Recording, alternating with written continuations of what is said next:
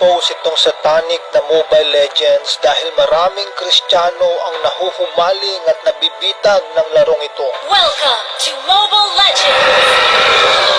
At dahil nandito na tayo sa kawakasan, patindi ng patindi rin ng mga pakana at pandaraya ng Diablo dahil alam niyang kaunting panahon na lamang ang natitira sa kanya. At kasama niya dito ang kanyang mga kampo na bumagsak mula sa langit. Ipapakita din natin na ang mga fallen angels na ito ay inihahanda na ang pag-ahon ng dalawang beast na tinutukoy sa Revelation 13.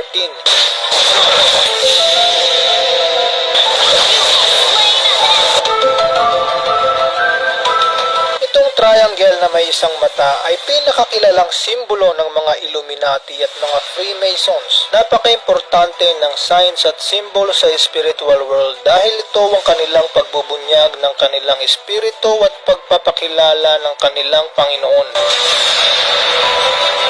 Meron din sa ating mga Kristiyano, kailangan nating ipahayag na si Jesus ay Panginoon at buong pusong sumampalataya na siya ay muling binuhay ng Diyos at tayo ay maliligtas. At sa pamamagitan ng signs at symbols, makikita natin yung espiritong nasa likod nila. At pinasok nga natin itong Mobile Legends. Ito agad ang bumungad sa atin.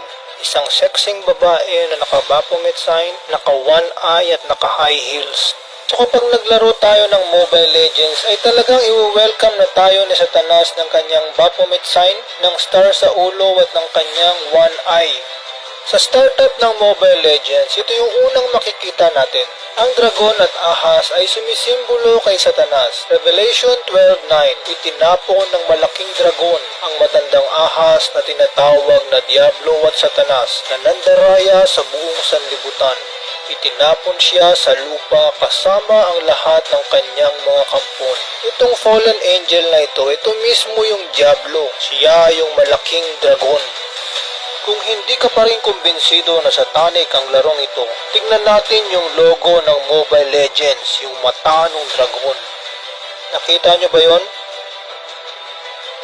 Ito yung serpent to, palipad-lipad, mangangagat pa yan. Ulitin natin.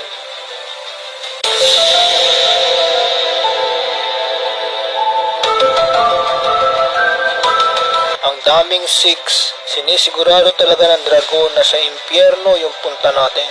Wait, there's more.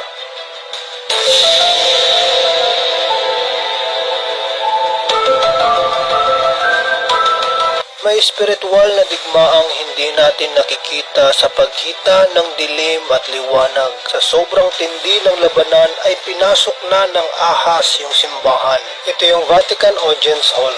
At doon sa parang bunganga ng ahas, nandito yung altar kung saan nagsasalita yung I believe.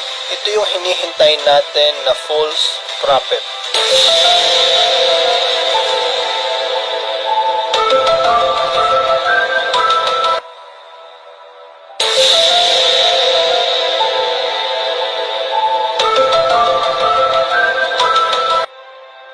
And syempre, yung mga evangelist ni Satanas is doing a very good job para ma-influence yung mga kaluluwa sa kadiliman. Imagine sa isang music video nila na ito, 1.7 billion na kaluluwa ang hinihila nila sa kadiliman. Panoorin natin yung music video nila na How You Like That na may 1.2 billion views. Ito yung magpapatunay na talagang inihahanda na nila yung false prophet at yung antichrist. Sa umpisa pa lang ay makikita na natin itong parang avatar ng fallen angel tsaka dalawang apoy. Itong dalawang apoy ay nagre-represent sa dalawang tao.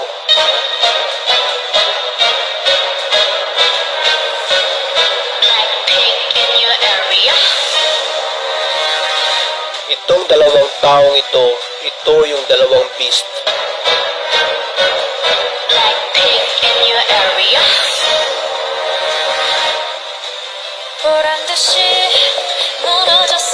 Nadurog ako sa harap mo. Tumama sa bato sa ilalim at lumubog ng mas malalim. Nilalarawan ng fallen angel na ito ang pagbagsak niya sa tubig mula sa langit. Upang abutin hanggang sa huling piraso ng pag-asa. Sinubukan kong abutin ng dalawang kamay ko. Dito inilalarawan ng fallen angel yung pagbagsak niya sa lupa mula sa langit. As it come and course to light up the sky. Muli sa madilim na lugar na ito, lumiwanag ang kalangitan. Eternally 보며 kiss you back. Habang nakatingin sa mga mata mo, hahalikan kita upang mamaalam.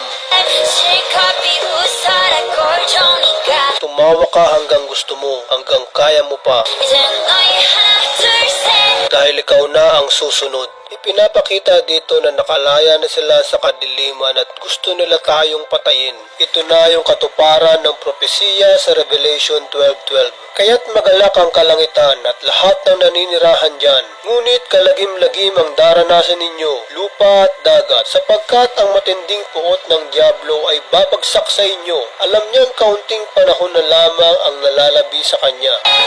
How you like that? Gaano mo nagustuhan yan? Parang sinasabi nila dito na nandito na sila sa Earth at nakikita natin sila harap-harapan. Nah, look at you, now look at me. Look at you, now look at me. Look at you, now look at me. How you like that? Dito ipinapakita yung donkey sa harapan ng pinto na naghihintay sa King, ang ating Panginoong Jesus. At bago lumabas yung King sa pinto ay magpapakita itong ahas, ang Diablo.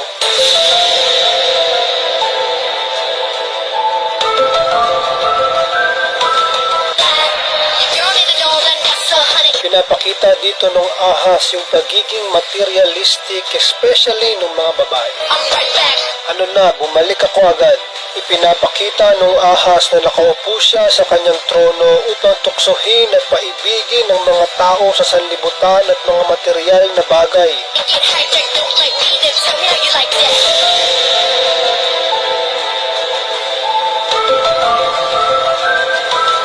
Kung anong ayaw ng Diyos, yun ang pinapagawa ng ahas sa mga tao. Kung mapapansin ninyo, bumabalik tayo sa Garden of Eden kung saan tinukso ng ahas si Adan at si Eva. Nandito yung ahas, yung prutas ng kaalaman ng masama at mabuti, at si Eva na nakurap ng kasalanan. Ngayon ay ibabalik na tayo ng Diyos sa paraiso, kaya kailangan nating isuka ang lahat ng pinakain sa atin na espiritu ng ahas. Alahas, cosmetics, artificial beauty, lipstick, kulay ng kuko, kulay ng buhok, maikling buhok, spaghetti, fitted na damit, leggings, hikaw, kwintas, singsing. Lahat ng yan ay pag-ibig sa sanlibutan, pagnanasa ng laman, ng mata, pagmamalaki sa buhay.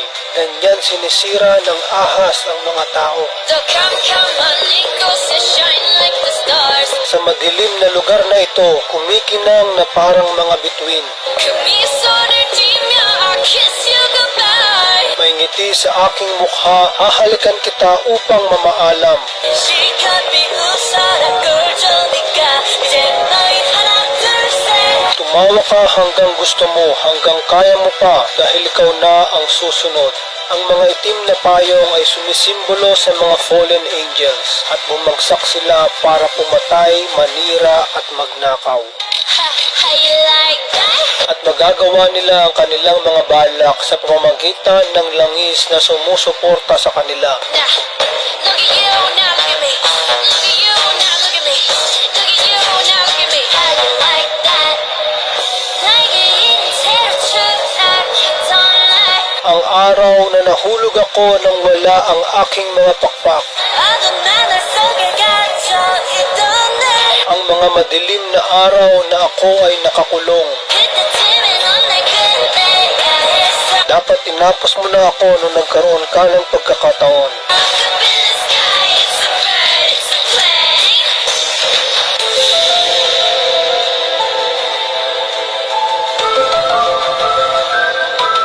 Bird, it's a plane.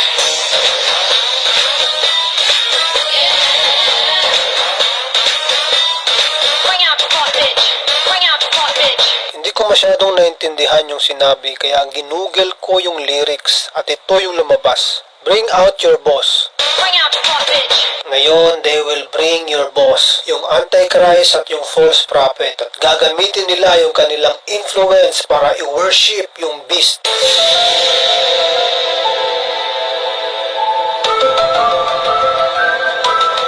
Ginagamit ng ahas ang entertainment upang manatiling tulog at bulag ang mga tao sa katotohanan. At gagamitin niya ang mga idols na ito para sambahin siya ng mga tao at tatakan sila ng marka ng halimaw. At pahihintulutan ng Diyos ang dalawang ito na maghari sa sanlibutan sa loob ng 42 months o 3.5 years. At ang mananatiling tapat hanggang wakas ang siyang maliligtas. Of all the threats from both your past and future, you've never faced anything like this. Mateo 24:21. Sapagkat sa panahong iyon, ang mga tao ay magdaranas ng matinding kapighatian na hindi pa nararanasan mula pa ng likhain ng sanlibutan hanggang sa ngayon at hindi na mararanasan pa kahit kailan. Napansin niyo ba itong tatlong parang bulalakaw na bumagsak sa tubig? Ang tatlong ito ay espiritu ng mga demonyong gumagawa ng mga kababalaghan.